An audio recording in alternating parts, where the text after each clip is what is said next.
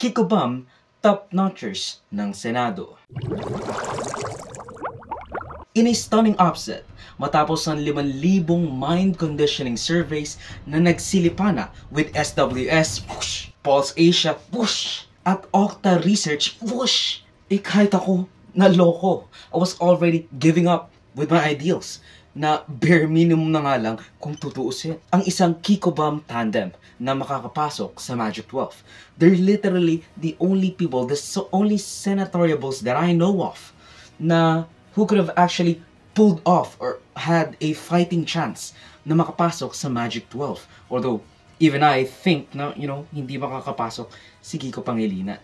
But anyway, the Magic 12 circle na laging pinapalumuti sa mga surveys na iyan.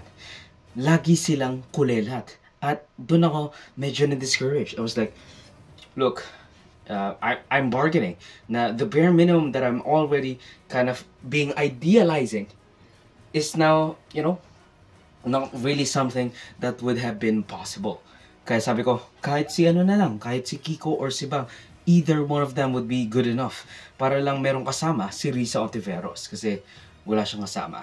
Pero after all these years, well, how the turntables... Anyway, hindi lang nakapasok sina Bam at Kiko, they crashed into the top 2 at top 5 spots respectively. Hindi pa official pero reaction nyo lang kila Sen Bam, Kiko, Sen Leila, tsaka kay Michelle. You